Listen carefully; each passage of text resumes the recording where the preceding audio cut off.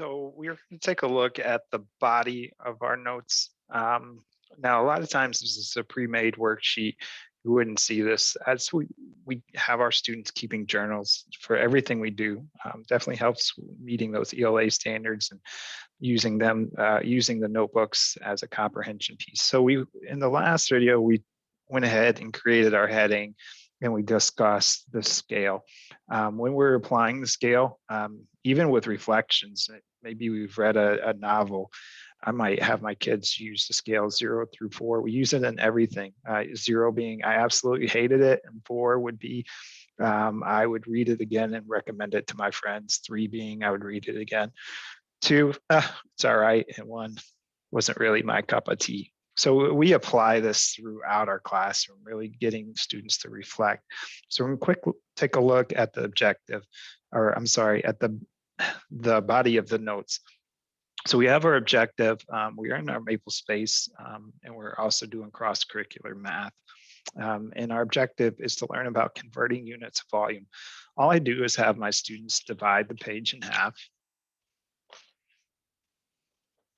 And a lot of times students will draw a line right down the middle. And so I'm going to keep my notes here on the left side.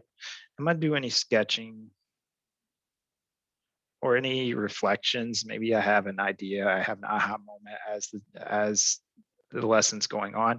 I can do a quick little bullet point over here on the right side. On the left side, I'm going to keep my notes. I like the Cornell method. Cornell method is very basic. You're using keywords and phrases.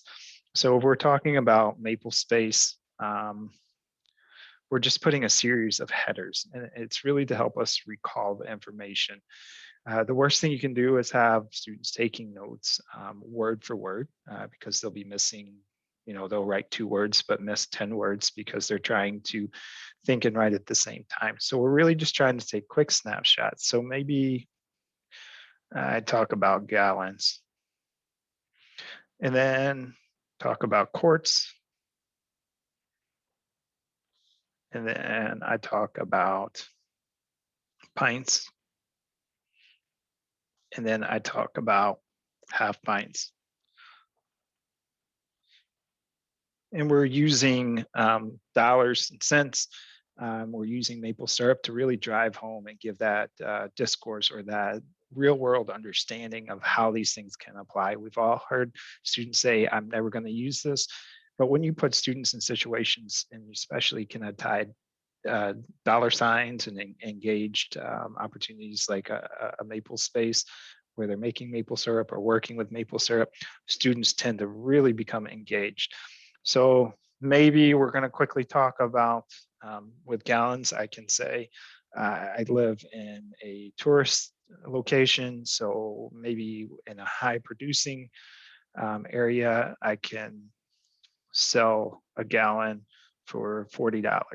So the teacher's talking along for $40. High production, I can just put high pro. And then because I live in a tourist area, people will buy it at $60. So, and I could just put tourist. Quick and simple, we have our header and we have more information. Same thing with quarts. I can talk about, I can sell it at 15 a quart in a high production area and 25 because I live in a tourist. And so we're going through and teaching the lesson, and students are creating headers. And then underneath the headers, they're putting information. Maybe we're talking about car manufacturing, and we can put car colors, red, blue, green, white, and next to it, we would say that red is the highest selling car and violet is the lowest selling car. And so we're just creating a header and giving more details about that header. Maybe you want to break it out more. And we're going back to gallons. And we're talking about that $40 rate. And maybe I want to do another note. So I want to break down that $40. $40 is going to go into, say, $5 into production. And $35 into profit. And then maybe you want to go a little further with profit. The reason I'm making profit is great marketing.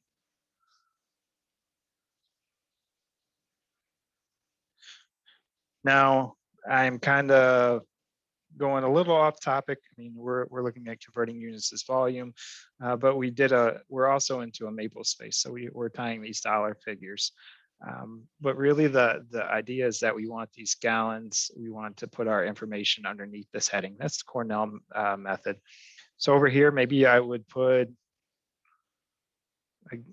as they're drawing, maybe quickly I can take, I know $40 is for a gallon, and then I know for quarts, and we quickly discussed that 4 quarts go into a gallon.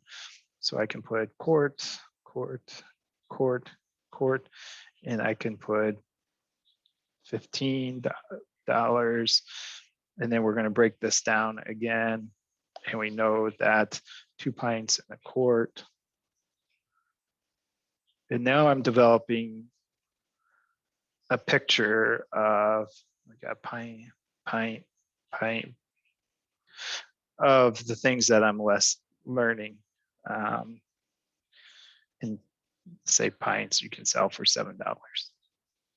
So this would be the body. This is the Cornell method. This is a place for sketching.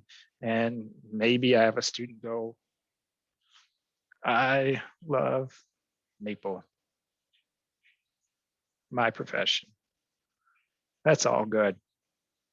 I want my students to have a voice, because as my students have a voice and start creating this and taking charge of their learning, this means that my student is engaged. So next we're going to take a look at wrapping up the lesson.